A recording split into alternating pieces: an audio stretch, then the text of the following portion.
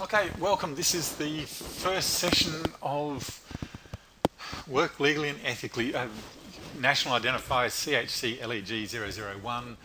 I'm going to give you a bit of a roadmap of how things are going to work in this course as a whole. One quick thing to point out to you, that picture of the woman holding the scales and the sword blindfolded is, look it up for yourself, but it's a symbol of the law in a lot of different spaces. It's worth you knowing about because that's how I'm going to be labelling many of the resources when you look for them online. That's the way you're going to see it pick out from all of the other subjects. So welcome. Legally and ethically, working legally and ethically. This is about the skills and knowledge that you will require to identify and work within the legal and ethical frameworks to do with your individual job role. And it's about community services. It's actually in a lot of different units: childcare, disability, aged care, community services, mental health, drugs and alcohol, for example.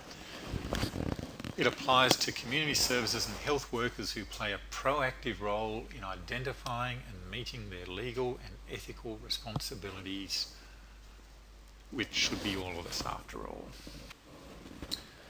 Specifically, if you were to look up the national description of this unit, it's all about having the skills relating to identifying, responding to the legal requirements of the job role, identifying and meeting the ethical responsibilities of your job role, contributing to the workplace improvements, the policies, the procedures, making a contribution to how your individual organisation works. Those are the three learning outcomes. There's a lot of subsets to that me as a teacher have to explore, but that's the three general areas. And if you look at them, you'll notice that basically it's legal, it's ethical, and it's about your workplace. So just taking a little look at those three areas, that's what we'll be exploring throughout the unit as a roadmap, as a general picture as to how we're working. Those are the three key areas.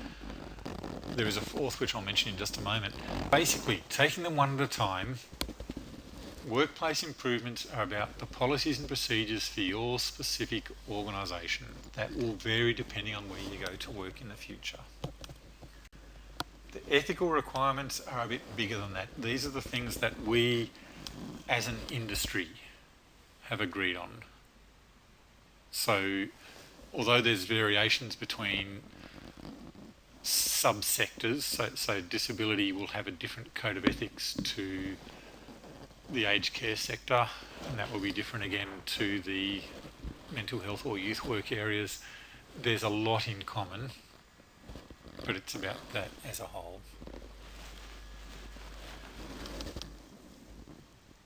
And the legal requirements are going one step bigger again, and these are actually what everybody from every industry in the entire country has to deal with. There is actually a area that we touch on briefly, and that is around human rights, and that's basically, it's not quite the law, but it's universally what we have the right to as human beings. It's not one of our key four areas, we're just looking at the other three at the time.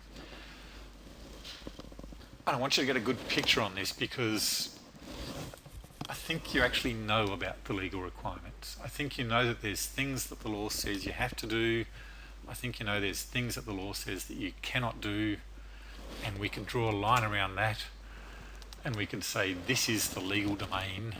There's a lot of other areas the law doesn't really care about.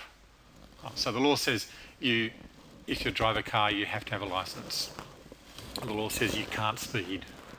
The law doesn't really care what colour your car is, to the best of my knowledge. There's a whole legal paradigm and the area that the law doesn't care about.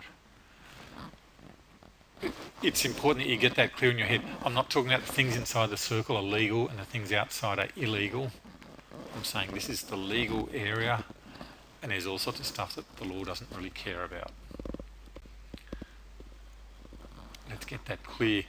There's a similar area where the code of ethics, so the stuff that our industry as a whole have said is what's important, and people so often think that the law is what matters and the ethics is just this nice little bonus, and that the law is always what we're focused on. Can we be sued or can't we? If I start hearing that as your primary motivator for decisions, I'll feel uncomfortable. In fact, really the two areas overlap and support each other.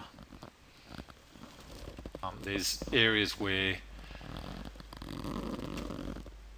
the law is the only thing that matters, and the Code of Ethics hasn't really got a lot to say about it. Areas like record keeping, for example, and taxation, there's specific legal paradigms there.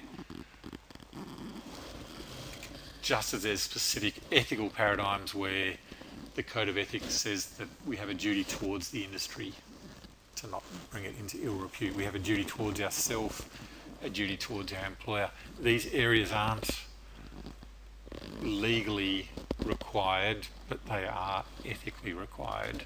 But really the bulk of our areas, there's just a couple of examples there on the board, the bulk of areas, the Code of Ethics and the laws back up and support each other. And that means that we could actually burn laws and most of those things would still stay in place.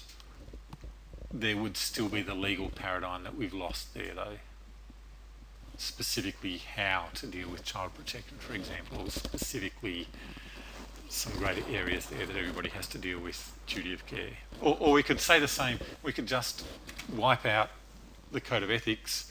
Most of those areas are covered by the law, but we would lose the specific spots that is outside of the legal domain.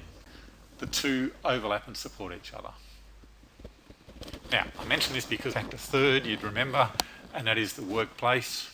This varies from one organisation to the next, but again, it has its own role in reinforcing and clarifying and supporting the law and the ethical codes, but it also adds some specific areas to that organisation to do with that organisation's culture, to do with... So, for example, years ago I worked with an organisation that had a strong feeling about the right to life from the moment of conception and the sanctity of marriage. That's not really legal issues, although there is a bit of an overlap there. That wasn't specifically a Code of Ethics issue. That was to do with that specific organisation and how they worked. And I would work differently in a different organisation at different times.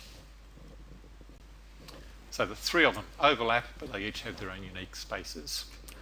The general principles are typically covered by all three. And we haven't really explored any of those areas. I mentioned confidentiality earlier, for example. If we only look at the legal area, then we've missed the key zones there. Child protection, if we're only looking at the legal, then we've missed out important parts of it. Duty of care, if we only look at the Code of Ethics, we've missed important legal and organisational elements. There's always those extra legal constraints, the ethical constraints and the specific areas for that organisation.